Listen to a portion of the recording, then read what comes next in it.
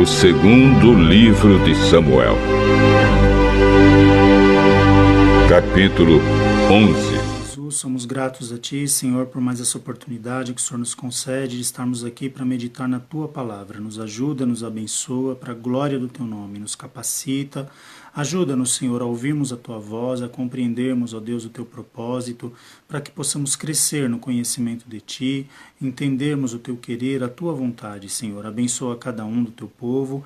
Oramos também nesse momento pela vida da nossa irmã Zefinha. Senhor, ajuda a Tua filha que está ali hospitalizada, passou por aquele procedimento, está se recuperando, para que ela possa, Senhor, ter a sua saúde restabelecida e logo ela poder estar na sua casa, ó Deus. Ajuda, livra de todo mal, continua dando graça para o teu povo, abençoa a tua igreja, Senhor, continua dando saúde para os teus filhos, não deixa faltar o pão na mesa dos teus filhos, para a glória do teu nome nós oramos e já te agradecemos em nome de Jesus.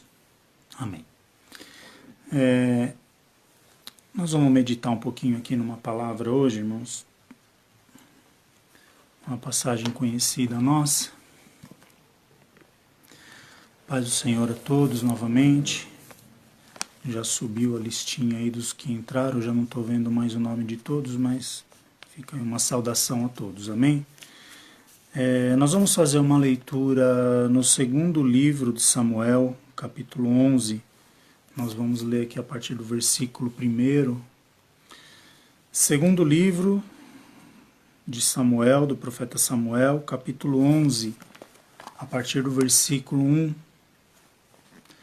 Eu já vou lendo aqui para a gente ir ganhando tempo.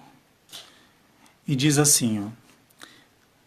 E aconteceu que, tendo decorrido um ano, no tempo em que os reis saem para a guerra, enviou Davi a Joabe e a seus servos com ele, e a todo Israel, para que destruíssem os filhos de Amon e cercassem Rabá. Porém, Davi ficou em Jerusalém.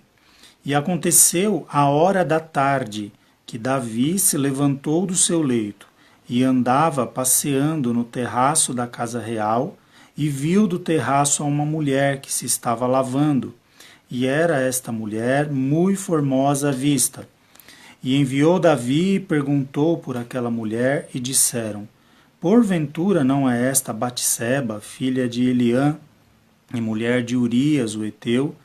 Então enviou Davi mensageiros e mandou trazer, e entrando ela a ele, se deitou com ela. E já ela se tinha purificado da sua imundície, então voltou ela para sua casa. E a mulher concebeu, e enviou, e fê-lo saber a Davi, e disse, pejada estou. Então enviou Davi a Joabe, dizendo, envia-me Urias, o heteu, e Joabe enviou Urias a Davi. Vindo, pois, Urias a ela, perguntou Davi como ficava Joabe, e como ficava o povo, e como ia a guerra. Depois disse Davi a Urias, desce à tua casa, e lava os teus pés, e saindo Urias da casa real, logo saiu atrás dele iguaria do rei. Porém, Urias se deitou à porta da casa real com todos os seus servos do seu senhor, e não desceu à sua casa. E o fizeram saber a Davi, dizendo, Urias não desceu à sua casa. Então disse Davi a Urias, não vens tu de uma jornada, por que não desces à sua casa? E disse Urias a Davi, a arca, Israel e Judá ficam em tendas, e Joabe, meu senhor, e os seus servos de meu senhor estão acampados no campo. E hei de eu entrar na minha casa para comer e beber e para me deitar com minha mulher? Pela tua vida e pela vida da tua alma não farei tal coisa. Vamos ler até aqui por enquanto, que o texto é longo, aí depois a gente comenta um pouco mais sobre essa questão. Nós estamos lendo aqui essa passagem de 2 Samuel, capítulo 11, que é uma passagem bem conhecida de todos nós, e nós queremos falar um pouquinho hoje sobre inconstância espiritual ou também ociosidade espiritual, não é? Nós estamos vivendo um tempo hoje onde muitas pessoas estão sem congregar, muitas pessoas estão já há cerca de quase 4 meses nas suas casas, e a nossa preocupação é como está a vida espiritual das pessoas, como as pessoas estão espiritualmente, como elas estão se portando porque a gente sempre falou aqui durante todo esse tempo que igreja somos nós, né? Nós não precisamos necessariamente estar dentro de quatro paredes para sermos igreja, mas ao mesmo tempo nós precisamos sim de nós termos uma constância espiritual, de nós termos um cuidado com a nossa vida espiritual. E o templo, a igreja, o culto, né, coletivo no caso, ele nos ajuda bastante. Por quê? Porque a gente está ali uns com os outros, ali unidos num propósito de adorar a Deus, tem a participação dos grupos. Então isso nos ajuda bastante a manter uma disciplina espiritual. Mas pela situação que a gente está vivendo hoje, eu acredito que muita gente está com dificuldade, por exemplo, de ter uma disciplina espiritual dentro da sua própria casa. Então é um pouquinho sobre esse assunto que a gente quer tratar aqui, não é? É interessante, irmãos, que com Deus, Deus ele é tão maravilhoso naquilo que ele faz e na sua maneira de agir, no seu caráter, na sua essência, né? Que Deus ele não é de jogar sujeira debaixo do tapete, vamos usar uma expressão para ficar claro para a gente aqui. Ao mesmo tempo que Deus ele testifica de Davi, não é? Ao mesmo tempo em que Deus, nós lemos na Bíblia que Deus diz que achou um homem segundo o seu coração, referindo-se à pessoa de Davi. Quando Davi ele erra, quando Davi ele falha, e nós vamos estar falando aqui os motivos, né, desse ato de Davi, desse erro que Davi viveu, Deus ele não encobre essa situação, né? Talvez até para alguns, poxa, peraí, essa história vai ficar meio ruim, vai ficar mal, porque como que Deus testifica de alguém e depois esse alguém vai lá e faz uma coisa tão horrível, né, que a gente vai estar comentando. Mas o negócio é que com Deus as coisas são diferentes, né? E aqui o que chama atenção é que aqui o texto que nós lemos fala que havia um tempo, né, onde... Aqui no versículo 1, aconteceu que tendo decorrido um ano, no tempo em que os reis saem para a guerra. Era um tempo onde os reis estavam em guerra, né? Naquela região os reis estavam pelejando. E enviou Davi a Joabe e a seus servos com ele, e toda Israel, para que destruísse os filhos de Amon, cercassem Rabá, porém Davi ficou em Jerusalém, né? Era um tempo que os reis estavam em guerra. Davi ele era um homem de guerra notório, não é?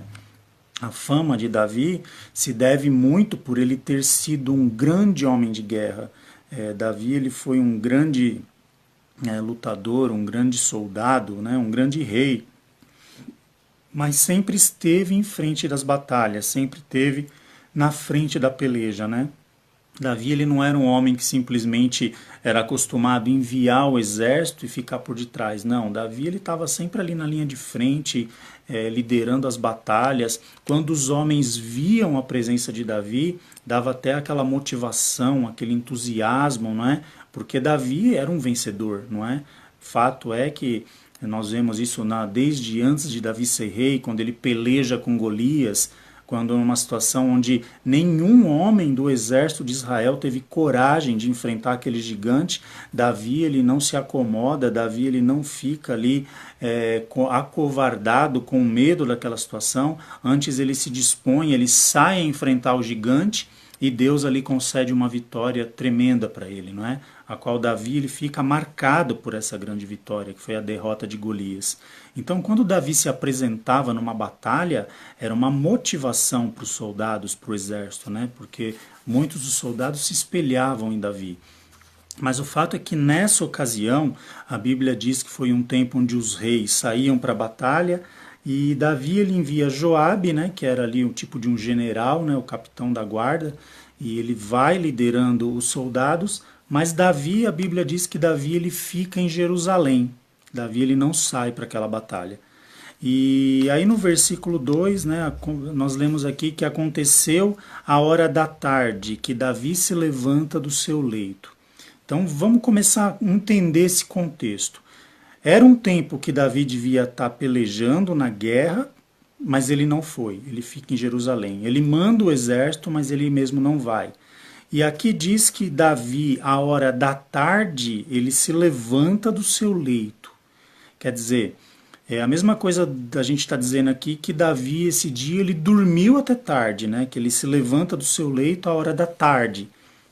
Talvez, eu não sei se Davi teve algum compromisso até tarde no dia anterior, eu não sei se Davi exagerou no vinho no dia anterior.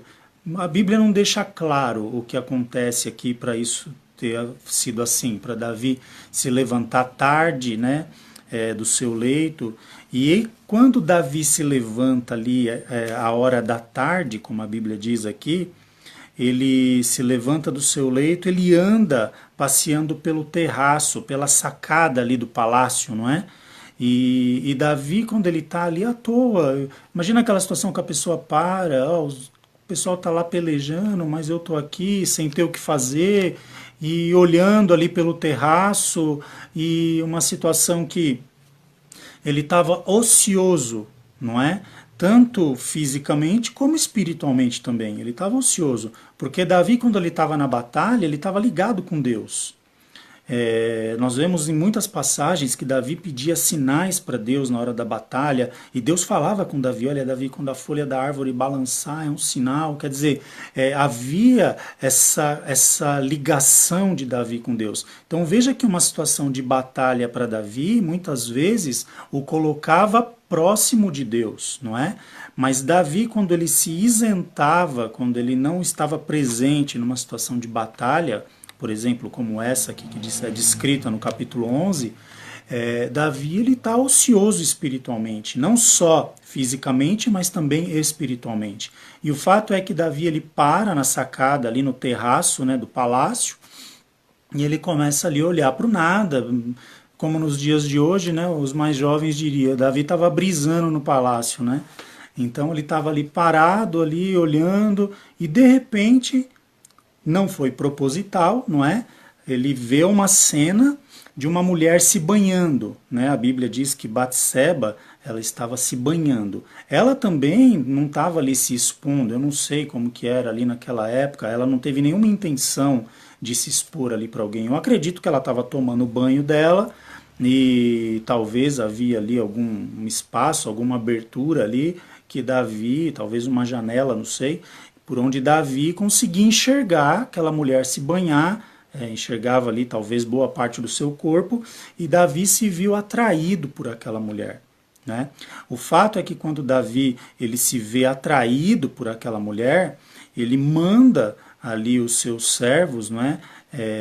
Trazerem Batseba até o palácio, e quando Batseba ela é trazida ao palácio, Davi ele se deita com essa mulher. Davi ele deseja essa mulher e ele tem relação sexual com essa mulher. E essa mulher ela era esposa de um dos soldados de Davi chamado Urias, não é? E quando Urias ele estava na batalha junto com Joabe, né? A Batseba estava sozinha em casa. Davi ele passa ali um tempo com aquela mulher, ele se deita com ela e depois ele libera aquela mulher para que ela fosse embora. Quando a mulher vai embora, passa um tempo, ela manda uma mensagem para Davi que ela ficou grávida daquela relação. Ela engravidou daquele relacionamento. Aí Davi procura saber quem é a mulher, né? A mulher de Urias e tal. E Davi ele começa a maquinar algumas coisas na sua mente. Veja que a mente ociosa, ela começa a trabalhar por um lado ruim, né? Davi, ele pensa assim, bom, é uma gravidez no começo, a mulher é casada, então vamos fazer o seguinte, vamos trazer Urias de volta, porque, imagina, o camarada está lá na guerra, já tem um tempo, a Bíblia não menciona exatamente quanto tempo, mas ele estava já um tempo fora de casa. Na cabeça de Davi, o que Davi pensou? Esse camarada vai voltar, ele vai se lavar, vai comer, vai querer voltar para casa para se deitar com a sua mulher. Era o mais óbvio, né, que talvez a gente podia analisar aqui. E Davi manda chamar Urias da batalha, Urias vem a Davi no palácio, Davi ali começa a conversar com Urias, procura dar uma disfarçada, né? Saber da guerra, ó, e Joabe, como é que tá? Tá tudo bem. E os soldados? Não, tá tudo bem. E a guerra? Não, rei, a guerra tá assim, assim, assim, mas tá tudo sob controle. Ah, então tá bom, Urias, obrigado pelo seu serviço. Eu creio, né, que Davi se comportando dessa forma. Obrigado pelo seu serviço, pela sua mensagem. Agora eu sei que você fez uma longa jornada, você está cansado, vai para tua casa, vai lá jantar, tua mulher deve ter feito uma janta lá, depois você vai lá e fica lá com a tua mulher, aproveita, né, esses dias que você vai ter de folga, depois você volta para a batalha. Qual que era a intenção de Davi? Que Urias talvez se deitasse com a sua mulher, né, para que houvesse um pretexto de dizer que aquele filho teria sido gerado por Urias. Se subentende isso nessa questão. Só que Urias ele teve uma atitude que surpreendeu a Davi, e uma atitude extremamente nobre, por sinal. Porque quando Davi despede Urias, Urias ele vai para a casa dele, mas ele não entra. Ele deita na porta da casa, no chão, não é? Da porta da casa, e fica deitado lá. E Davi mandou alguns servos dele seguir a Urias para ver se o plano estava dando certo, né? Se Urias ia entrar dentro de casa. Os servos voltaram a Davi e falaram: olha, Davi, Urias foi, mas ele não entrou em casa. Ele ficou parado lá, se deitou no chão e ele não quis entrar na casa dele. Aí Davi ficou preocupado com a situação e mandou chamar Urias de volta, né? Mas por que você não entrou na tua casa e tal? Aí Urias falou: olha, rei, a arca do Senhor, ela habita em tendas, não é? Joabe e os soldados, eles estão acampados no campo por causa da batalha. Eles não estão tendo o privilégio de comer uma comida quentinha, de deitar nas suas camas. E quem sou eu para poder aproveitar de uma situação dessa? Eu não sou melhor do que eles. Olha que atitude nobre de Urias, não é? E aí Davi fica ali sem ter o que falar para Urias, né? Porque a atitude de Urias foi muito nobre. Ainda Urias diz: olha, eu juro pela tua alma, rei, que eu não entro na minha casa enquanto essa situação de guerra não passar, porque eu não me considero melhor do que nenhum dos homens que estão lá lutando, né? Foi o que Urias quis dizer com a sua atitude. E aí Davi fica ali sem saber o que fazer, porque lembra qual era o plano de Davi, né? A mulher de Urias estava grávida, um filho de Davi, não é? Que foi gerado por Davi, e Davi queria tentar contornar a situação, mas não foi possível. Aí o que Davi faz? Chama Urias novamente, a Bíblia diz que ele embebeda Urias, não é? Aí depois Urias se deita lá no lugar dos servos no palácio, e Davi escreve um bilhete e manda Urias de volta à batalha e fala: olha, você entrega esse bilhete, essa carta para Joabe, que era o comandante do exército. Quando Urias volta, né, ele não leu, é claro, a carta, porque Davi pediu para que fosse entregue pelo comandante, e Urias já tinha demonstrado o seu caráter, o seu valor, não é? Ele não lê a carta, é óbvio. E quando ele entrega a carta a Joabe, olha o que Davi pede para Joabe. Joabe, você vai procurar fazer uma linha de frente de batalha, onde você veja que o povo, o nosso exército não terá êxito, ou seja, e quando você montar essa linha de frente, coloca Urias na frente desses homens, e quando você vê que o inimigo vier contra, vocês recuam. É como se dissesse assim, ó, põe ele lá na frente para ele morrer, né? Foi o que Davi quis dizer com isso. E o fato é que acontece uma batalha ali perto dos muros da cidade, Urias é colocado à frente dessa batalha, e ali, por causa dessa situação, depois eles ficam ao alcance dos arqueiros e Urias acaba morrendo nessa batalha. E quando Urias morre nessa batalha, vem o mensageiro a Davi, né? Joabe manda o mensageiro: olha, rei, saiu tudo como combinado, como o senhor pediu, Urias morreu. Aí Davi manda avisar Batseba, que era a esposa de Urias, deu um período lá de luto para ela. Quando passou o luto, Davi traz Batseba para o palácio como sua mulher. Concluindo toda essa história, se os irmãos lerem tudo isso que eu estou narrando aqui no capítulo 11, no último versículo do capítulo 11, no versículo 27, acontece um fato. A Bíblia diz assim, ó: porém, essa coisa que Davi fez pareceu mal aos olhos do Senhor. Por que eu fiz questão de contar toda essa história? Porque muitas vezes as nossas atitudes na ociosidade espiritual ou na inconstância espiritual, quando nós não estamos dispostos a caminhar, a buscar a Deus, que nós nos acomodamos numa situação, os nossos erros podem trazer consequências muito graves, não é? Vejam que esse erro de Davi, ele começa quando Davi deixa de cumprir os seus deveres, quando Davi ele não começa a cumprir as suas responsabilidades, quando Davi deixa de cumprir as suas obrigações, não é? Que era de estar lá na peleja, que era estar liderando o exército, ou seja, os erros começam aí. Davi ele estava ocioso, Davi ele estava dormindo até tarde, Davi talvez estava com um período ali que ele não estava querendo saber de nada, né? Um português bem claro. E isso trouxe uma consequência muito séria. Por quê?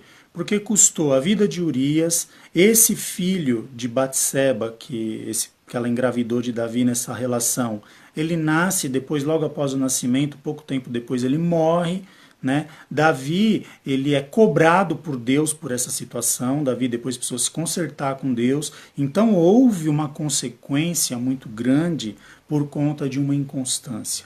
Então veja que a ociosidade espiritual, ela é muito preocupante. Quando nós nos acomodamos espiritualmente, quando nós achamos que está bom, ou quando nós não temos motivação para continuar buscando a Deus, para continuar tendo uma direção de Deus, muitas vezes nós estacionamos.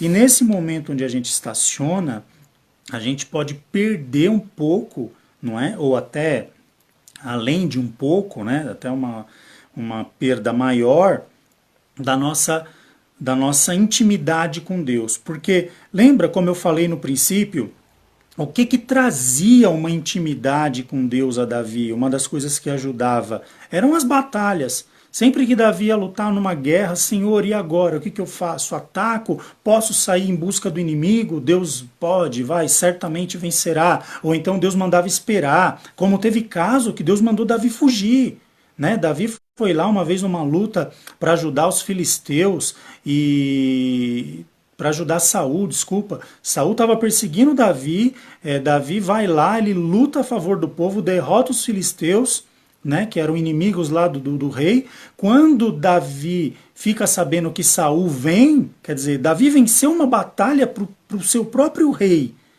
Aí Davi ele questiona a Deus, Senhor, eu fico aqui ou o que eu faço? Deus fala para Davi, foge.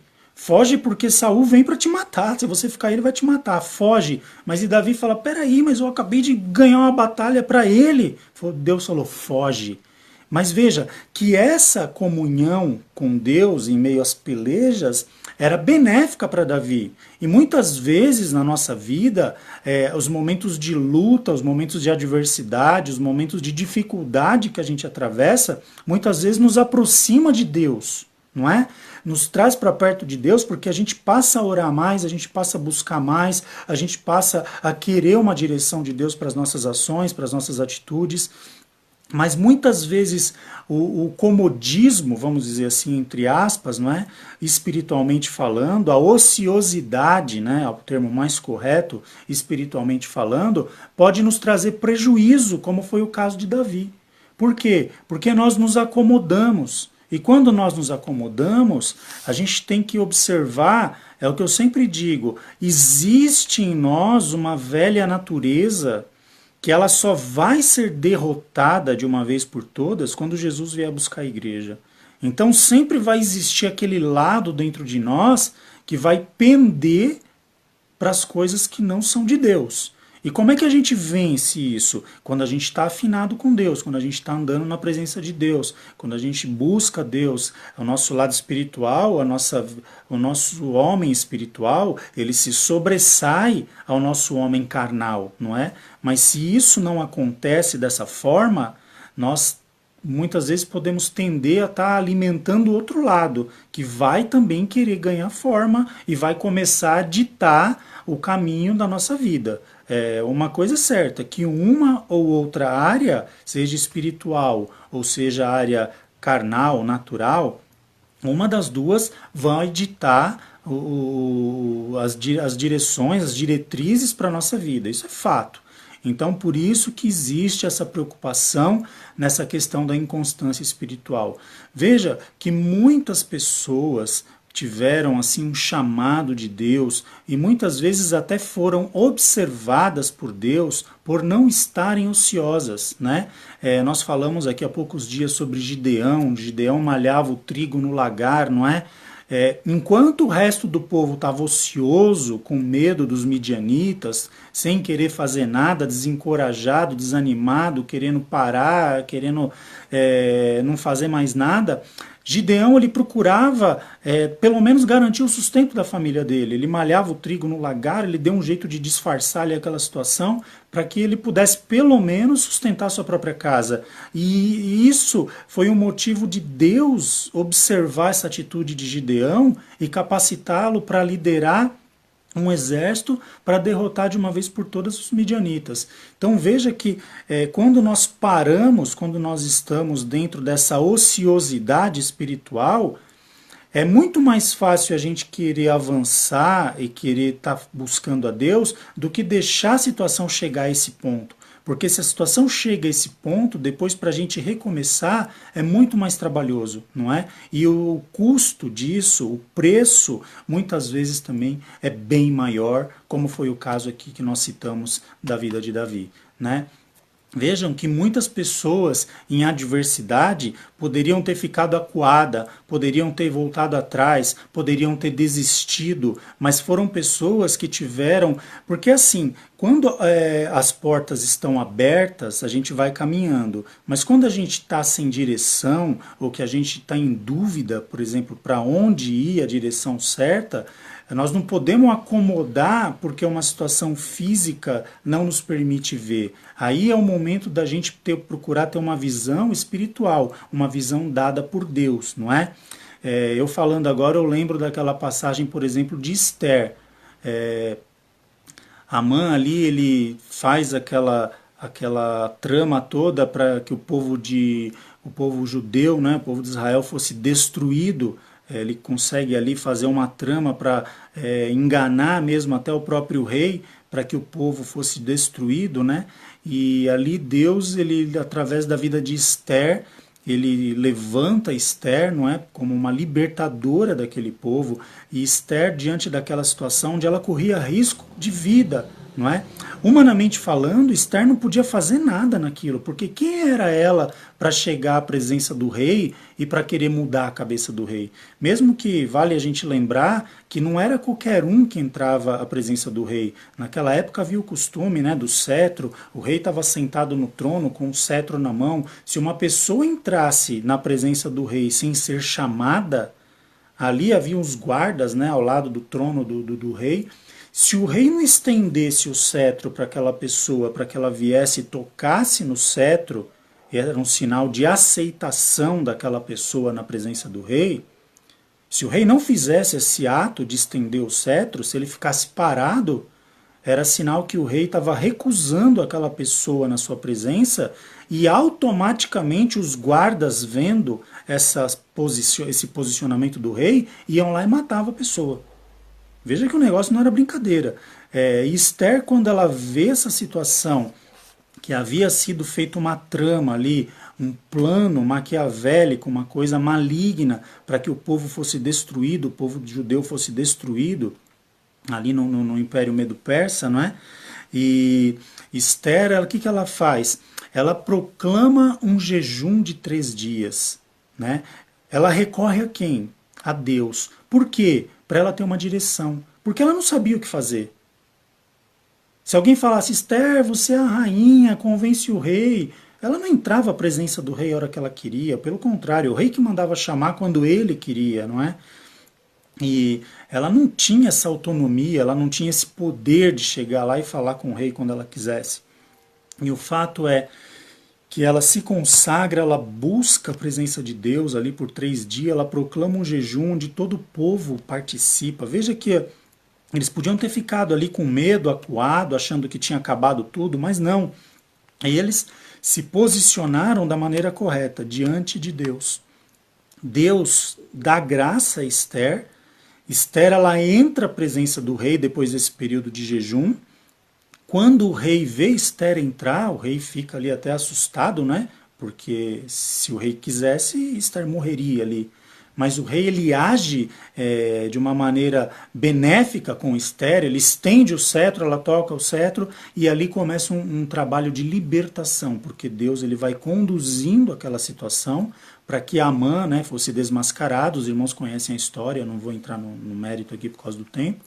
E o povo judeu, ele foi libertado das mãos desse vilão, não é? Desse Amã, que era um homem poderoso dentro do reino e que havia tramado toda essa injustiça contra o povo de Israel.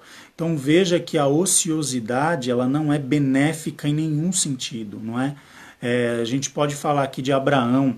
Abraão, ele recebe uma promessa de Deus, né? Já com uma idade avançada. Essa promessa demora ali cerca de 25 anos para se cumprir. Chegou momentos na vida de Abraão que Abraão se entristeceu, que Abraão estava ali desanimado, porque isso acontece com todos nós, não é? Muitas vezes bate o desânimo, bate a tristeza, mas ele não desistia do seu objetivo. E muitas vezes Deus chamava Abraão ali, quando Deus via Abraão isolado numa tenda, sem uma perspectiva, sem uma visão abrangente daquilo que Deus queria fazer na vida dele. Deus falava: Abraão, sai para fora, conta as estrelas do céu, conta a areia do deserto. E Abraão: não consigo, Senhor, não dá, é muita estrela, é muita areia. Ele falou: assim vai ser sua descendência, Abraão. Eu não te prometi, eu não te falei que eu ia fazer a sua descendência numerosa, não é? E eu pergunto, Deus cumpriu ou não cumpriu com Abraão? Não é? Deus, ele honrou ou não honrou Abraão? Chegou um momento que a própria mulher de Abraão, ela ria da situação. Tá achando que eu vou ter um filho? Tá de brincadeira, né? A mulher de Abraão já era de idade, ela era estéril, e para gravar mais ela já tinha idade avançada, já tinha passado o período ali de fertilidade dela, não é? Tanto que quando o anjo anuncia a Abraão e ele ouve a mulher de Abraão rir, ele diz para ela, fala: olha, porque você riu, o nome do seu filho vai ser Isaque, porque Isaque no hebraico significa riso, não é? Então, para que toda vez ela olhasse para o filho dela, ela lembrasse que ela tinha rido, ou zombado, ou não crido naquilo que Deus havia falado. Olha, toda vez que você chamar o nome do seu filho, vai vir à tua mente que você não creu naquilo que Deus te prometeu, ou que ele tinha para fazer na sua vida, porque você não teve uma constância espiritual, você ficou ocioso, não é? E foi assim que aconteceu. Abraão, ele perseverou na promessa. Abraão, 25 anos depois, ele alcança a promessa, e eu digo, nasce filhos a Abraão até os dias de hoje. Então veja, Deus, ele honra um posicionamento espiritual, não é? Em meio a tudo isso, Abraão não desistiu. A gente não lê no Gênesis em nenhum momento Abraão dizendo: ah, Senhor, o Senhor não devia ter me tirado lá de Ur dos Caldeus, depois lá de Padã Arã, lá onde eu peguei meu sobrinho. Quer saber? Vamos deixar para lá essa história de promessa. Quer saber? Vamos deixar para lá essa história de descendência grande, de descendência farta. Para mim chega, eu vou pegar meus jumentinhos, vou pegar meus bichinho aqui, minha criação, vou voltar lá de onde eu saí, e a gente não fala mais nisso.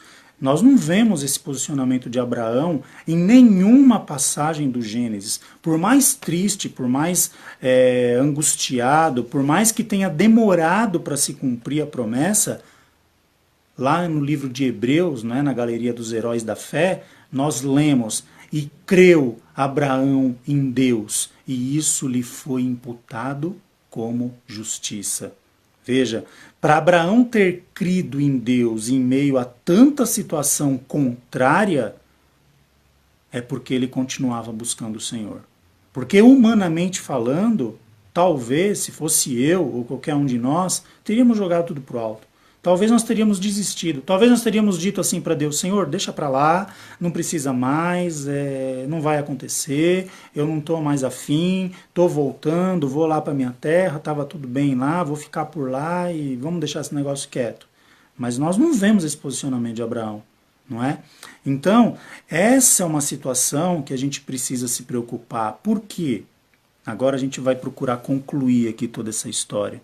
Porque nós temos uma promessa, irmãos. Nós temos uma promessa de uma terra também que mana leite e mel. Nós temos uma promessa que custou o preço do sangue de Jesus na cruz do Calvário. Nós temos uma promessa onde Deus nos diz que Ele vai nos levar a uma vida eterna na presença dEle. Então, não existe motivos ou situações nesta vida que possa ou que deva nos impedir de caminhar na presença de Deus, a ponto de nos trazer uma inconstância ou uma ociosidade espiritual, onde muitas vezes nós nos afundamos cada vez mais. Por quê? Porque ainda que aquilo que eu espero aqui talvez não aconteça da forma que eu desejo, eu tenho uma promessa na minha vida que não vai cair por terra. Por quê? Porque foi Deus quem fez. Eu tenho uma promessa de salvação na minha vida, ela é executada por Jesus na cruz do Calvário, que não tem diabo, não tem inferno, não tem demônio, não tem potestade, não tem ser espiritual nenhum que possa invalidar isso na minha vida. Mas isso tudo depende da minha continuidade e não da minha ociosidade. Porque se eu me tornar uma pessoa ociosa, se eu me tornar uma pessoa que não tenho mais esperança, ou que não tenho mais fé, ou ainda que não queira mais caminhar, quem atrapalha isso na minha vida sou eu mesmo. Nós trouxemos uma mensagem até um tempo atrás e até foi reprisada, né, essa semana, uma live, eu até pedi para o irmão Rogério retransmiti-la. E nessa mensagem nós dizíamos assim: o máximo que o inimigo pode fazer na minha e na sua vida é semear o joio. O máximo que ele pode fazer é semear o joio. É trazer a confusão, é trazer o problema, o desânimo para a gente parar. A função dele termina aí. Daí para frente, quem estraga tudo ou quem continua somos nós. Quem desiste ou quem avança, somos nós. Quem decide ir para frente, não, o joio está aí, agora nós vamos ter que administrar a situação, vamos ter que esperar crescer para separar depois e vamos tocar o barco. Ou então quem resolve passar a foice em tudo e acabar com tudo, somos nós. O máximo que o inimigo faz é semear o joio. E muitas vezes pessoas têm desistido por conta disso. E a gente precisa entender, Deus ele tem uma promessa. Deus não, eu sempre disse isso, irmãos, nos um pouco mais de 20 anos de crente que nós temos, uma coisa que eu sempre falei, desde o começo, e continuo dizendo, eu não creio que Deus me tirou de onde Ele me tirou, eu estou falando da minha pessoa, para me largar no meio do caminho. Eu não creio dessa forma. Eu não creio que Deus me tirou de onde Ele me tirou para me deixar no meio do caminho. Isso não entra na minha cabeça, nem como uma hipótese, isso não passa pela minha cabeça. Por mais dificuldade que eu possa atravessar, por mais problemas, seja quais forem, eu creio que Deus muitas vezes tem um propósito, como eu falei, na situação da adversidade, muitas vezes Deus nos faz com que nos aproximemos dele, não é? Como no caso de Davi, nas batalhas, nas pelejas, Davi sempre estava mais próximo a Deus. Quando Davi ele deixa de ir para uma batalha, para uma peleja, ele fica ocioso e muitas vezes é o nosso problema. Eu ouço muitas vezes crentes assim, preciso parar um pouco, estou fazendo muito, estou correndo muito. Eu acho que isso para a nossa vida espiritual não é muito saudável, não. Eu acho que o homem, a mulher de Deus deve estar sempre envolvido na obra, deve estar sempre buscando fazer algo para Deus dentro daquilo que Deus lhe chamou. Não importa o que seja, não estamos falando aqui o que a pessoa tem que fazer, mas ela tem que estar envolvida na obra, seja estar intercedendo, seja estar ajudando, seja estar participando da assistência social, louvando, pregando, evangelizando, enfim, para aquilo que Deus chamou, porque todo o começo do problema, ele tem origem na nossa ociosidade espiritual. Quando nós paramos de caminhar espiritualmente, parece que as coisas travam, não é?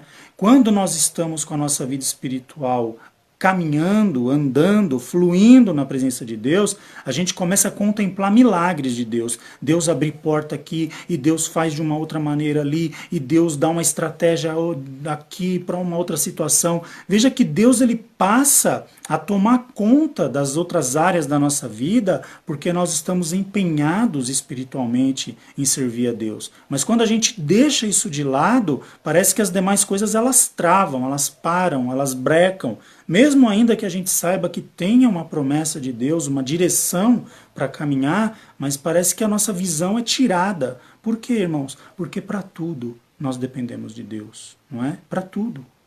Ai de mim se não fosse o Senhor, ai de nós se não fosse o Senhor. Né? Deus é que nos guarda, Deus que nos dá saúde. Se faltar saúde para nós, irmãos, quem nós somos? Nós não somos nada. Nós caímos numa cama e não levantamos mais. Então, em tudo, a gente precisa glorificar o nome do Senhor e saber que Deus ele está no controle da nossa vida. E por mais difícil que seja, que no final não seja aqui como esse texto que nós lemos de Davi, né? Quando nós falamos aqui no final da leitura, que porém essa coisa que Davi fez pareceu mal aos olhos do Senhor. Que Deus não tenha esse posicionamento ao nosso respeito, que nós possamos ter atitudes que de alguma forma venham agradar a Deus, não é? Vejam que muitas vezes nós ficamos temendo o juízo de Deus, mas se a gente aplicar o nosso próprio juízo em nós mesmos, nós vamos ter um retorno muito melhor disso. Para a gente concluir, tem um versículo que nós sempre lemos, né, no ato da ceia, né, ali em 1 Coríntios, capítulo 11, a partir do versículo 23, e lá no finalzinho do texto diz assim, que se nós nos julgássemos a nós mesmos, nós não precisaríamos ser julgados por ninguém de fora. Então quem que tem que ser o meu maior juiz? Eu mesmo. Eu tenho que aprovar e eu tenho que reprovar algumas atitudes. Eu tenho que ver, não, isso aqui está certo, isso aqui está errado, isso aqui eu preciso mudar, preciso mudar o meu conceito, mudar a minha maneira de fazer, para que Deus venha se agradar. Lembra quando Deus ele promete introduzir ali os homens de Israel, ali o povo de Israel, a terra prometida, e Moisés vai lá e manda os 12 espias, não é? Qual foi a visão deles quando eles voltaram? 10 com uma visão pessimista. A terra é boa, de fato, ela mana leite e mel, a terra é excelente, tem uva lá que precisa de 2 homens para carregar um cacho, mas o problema é que lá tem gigante. E diante desses gigantes nós somos como gafanhoto, e eles vão pisar na gente e vão acabar com a gente. Aí qual que é o posicionamento de Josué e de Caleb diante disso? Não, peraí, foi Deus que prometeu, não foi? Então, tão somente se o Senhor se agradar de nós... Olha a consciência dos dois. Se o Senhor se agradar de nós, Ele nos introduzirá dentro dessa terra.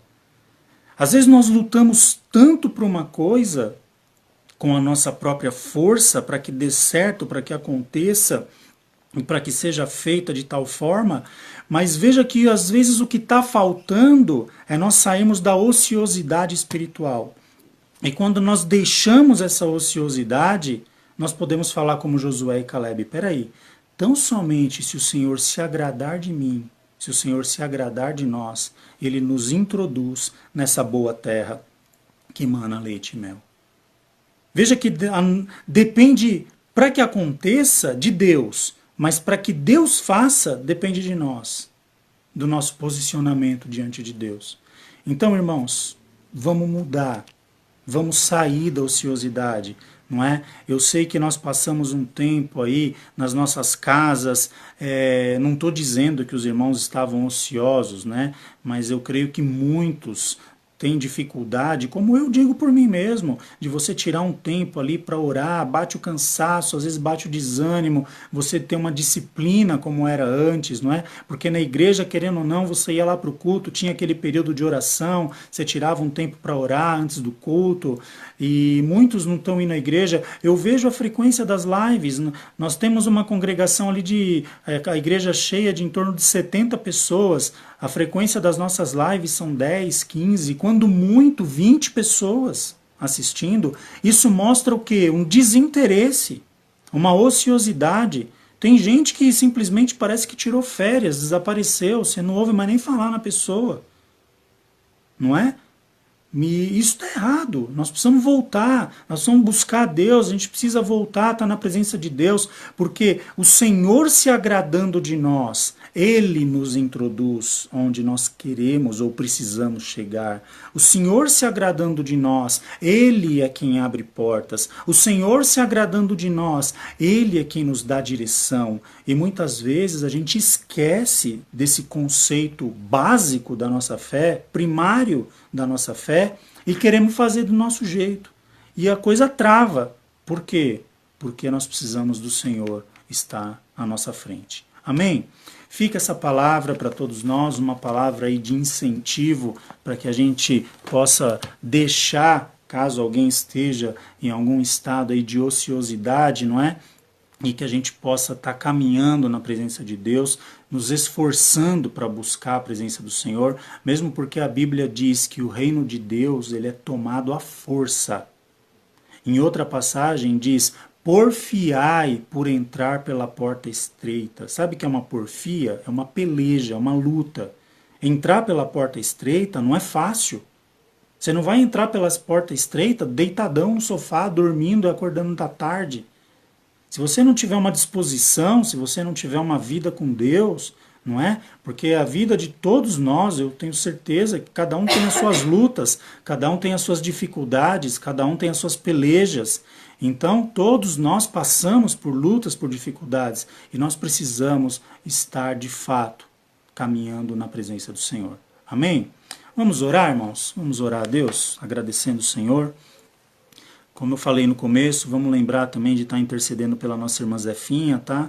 Ela está se recuperando, ela está bem, para que logo ela esteja aí com a sua saúde restabelecida. A irmã Zefinha, ela precisou fazer uma cirurgia para trocar a fístula onde ela faz a hemodiálise.